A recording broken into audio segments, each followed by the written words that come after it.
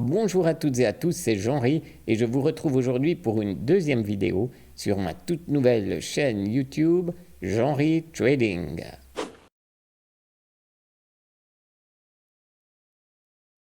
Vous le savez, j'ai prévu un planning relativement précis de tout ce que j'aimerais vous expliquer dans les prochaines vidéos, mais l'actualité au sujet des crypto-monnaies étant brûlante, eh bien, je crois qu'il est très intéressant de parler aujourd'hui même des différentes raisons qui font que les crypto-monnaies dans leur ensemble se sont cassées la figure ces dernières semaines.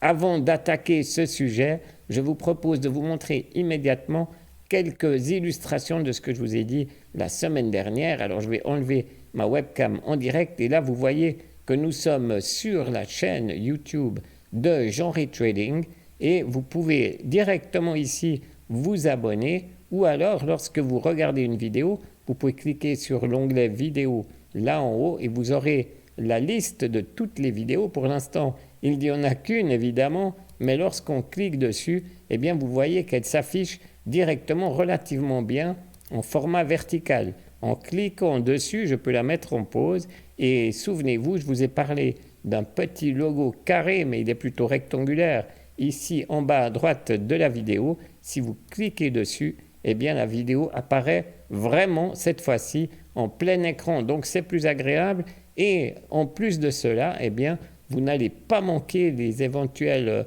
détails que je pourrais afficher tout en bas ou tout en haut de l'écran. Si on clique une nouvelle fois sur ce petit logo carré cette fois-ci, eh bien ça va couper légèrement le bas et le haut de la vidéo, mais vous aurez à ce moment-là la possibilité de voir apparaître ce dont je vous ai parlé également la dernière fois, le petit pouce en l'air sur lequel je vous invite évidemment à cliquer et regardez cette petite flèche vers le bas vous permet d'afficher la description de la vidéo.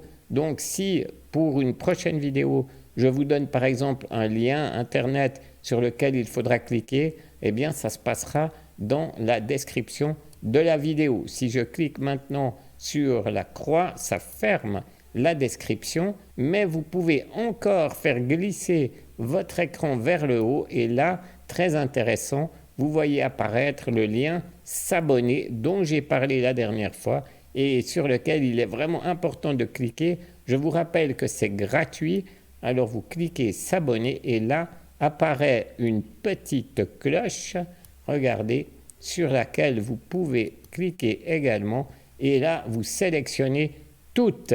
De cette manière, vous ne manquerez aucune de mes prochaines vidéos.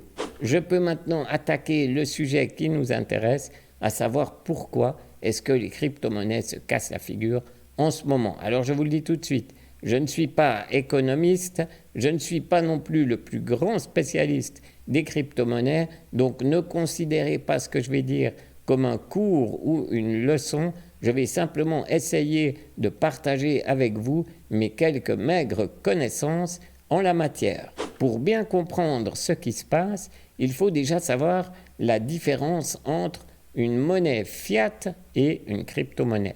Alors certains parlent aussi de monnaie fiduciaire. Il y a toutefois des différences entre les monnaies fiat et les monnaies fiduciaires, mais pour résumer, et surtout dans le domaine des crypto-monnaies, on utilise plutôt le terme de monnaie fiat.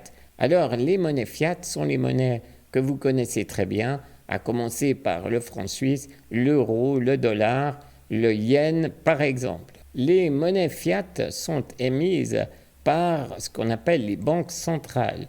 Alors les banques centrales, chaque pays a une banque centrale, sont chargées d'imprimer et d'émettre la monnaie fiat de leur pays, mais en plus de cela, eh bien, le gouvernement va donner une valeur à cette monnaie qui ne correspond à peu près à plus rien de nos jours. À l'époque, au tout début, je fais de nouveau un gros résumé, mais à l'époque, les banques qui émettaient des billets eh bien, avaient l'équivalent de leur valeur en or dans leurs réserves. Aujourd'hui, eh bien, ça n'est plus du tout le cas. Et le rôle principal des banques centrales, eh bien, c'est non seulement d'émettre cette monnaie, mais aussi d'en assurer à peu près une certaine stabilité pour éviter une grosse inflation par exemple. Simplement, ça n'est pas toujours possible. Alors pour donner juste 2 petits exemples, pour illustrer par exemple, pendant la Première Guerre mondiale, eh bien en France, l'équivalent de 10 francs français en 1914 au début de la guerre, eh bien ne valait plus que 2 francs français à la fin de la guerre en 1918. Donc elle a perdu 4/5 de sa valeur en l'espace de 4 ans. C'est énorme. Je peux aussi vous donner comme deuxième exemple le cas du dollar américain. Alors si je prends un dollar américain au début du siècle précédent, eh bien ce même billet de 1 dollar aujourd'hui ne vaudrait plus que l'équivalent de 3 ou 4 centimes. Ça veut donc dire que ce dollar américain a perdu 95 ou 95% de sa valeur en l'espace d'un siècle. C'est une estimation un petit peu à la louche, mais ça vous donne quand même une petite idée de la perte de valeur des différentes monnaies et je vais vous expliquer pourquoi.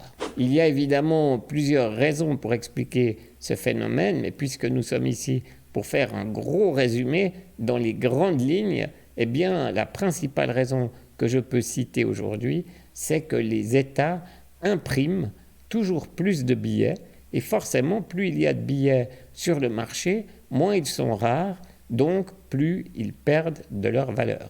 À la bonne vieille époque où les réserves en or ou en coquillage même correspondaient à la valeur des billets mis sur le marché, eh bien les banques centrales possédaient l'équivalent en or de toute la monnaie qu'elles avaient imprimée. Mais à partir du moment où on a commencé à imprimer plus que ce qu'on avait comme réserve d'or, eh bien les gouvernements ont vite compris qu'elles avaient entre les mains un outil extrêmement puissant.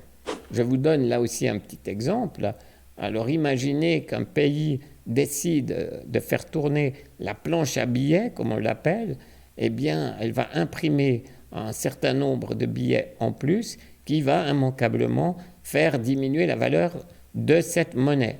Maintenant, il y a quand même un petit espace entre le moment où la Banque centrale va imprimer les billets et le moment où il y aura une répercussion sur la valeur de cette monnaie. Donc les banques centrales ont bien compris qu'en imprimant des billets et en les utilisant immédiatement, c'est-à-dire le plus rapidement possible, avant que la valeur de la monnaie ne diminue, eh bien elles pouvaient bénéficier d'un argent à un cours bien supérieur à ce qu'il vaut réellement. J'ai parlé maintenant abondamment des banques centrales, alors je peux vous dire que les banques commerciales, celles que nous connaissons toutes et toutes, c'est-à-dire celles qui font le lien entre les banques centrales et les clients, eh bien font leur beurre sur notre dos. Ça n'est pas nouveau.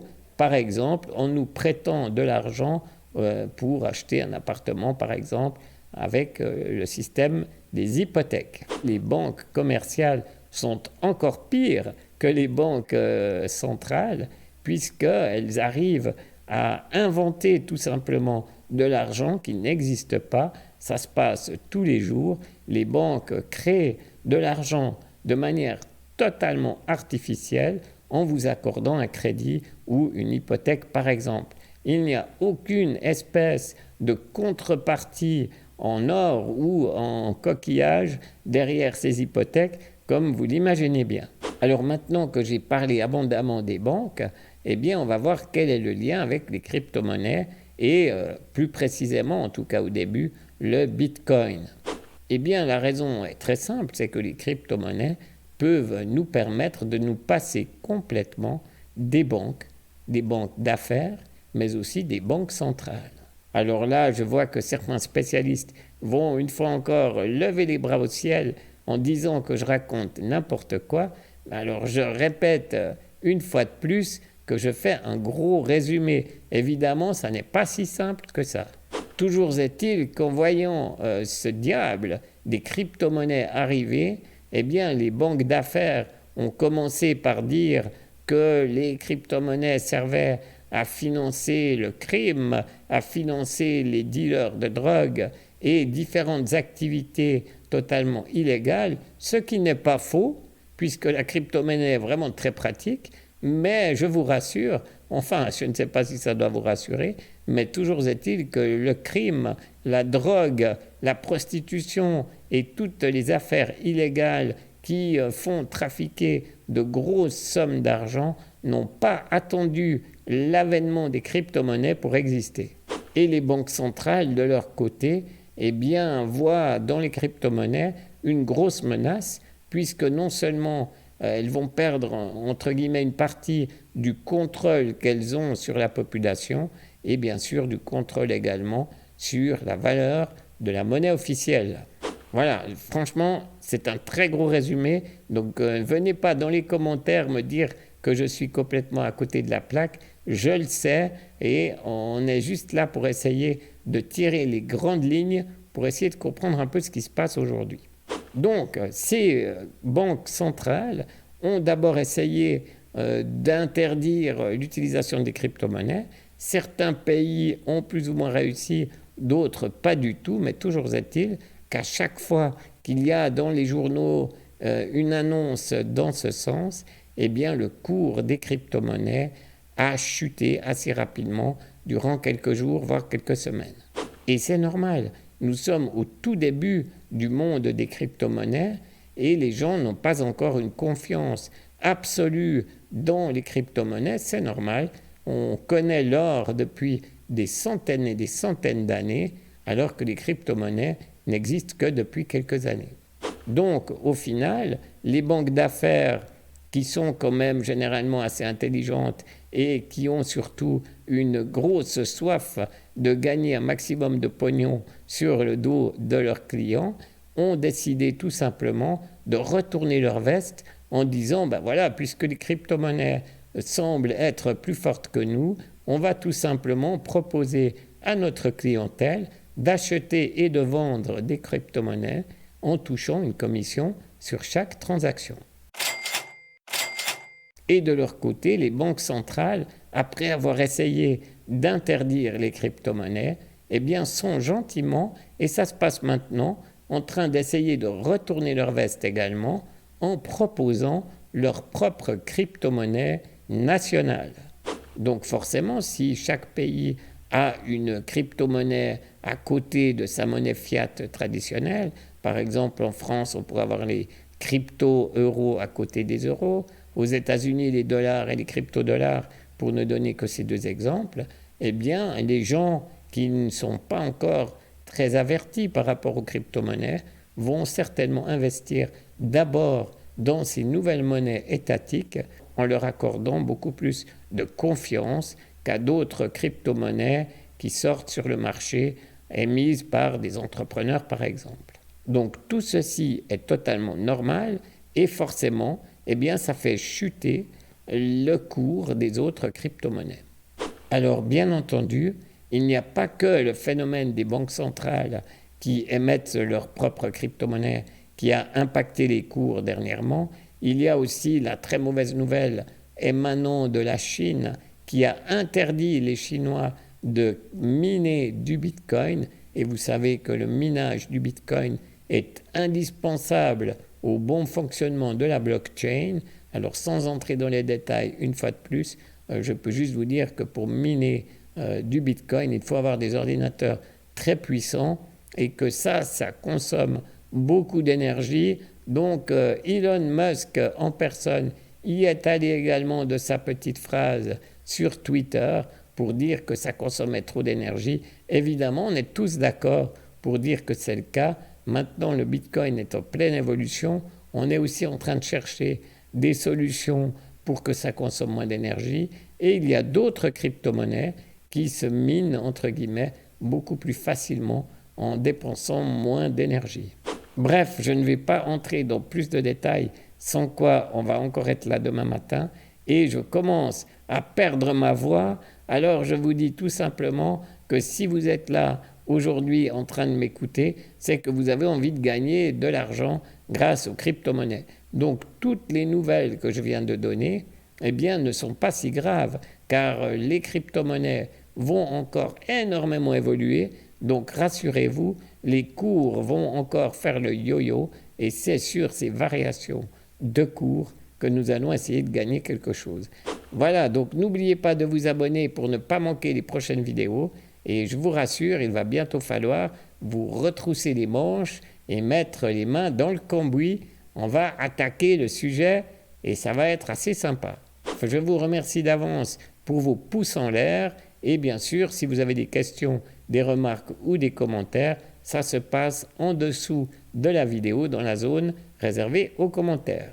Merci pour votre fidélité et à tout bientôt. Ciao!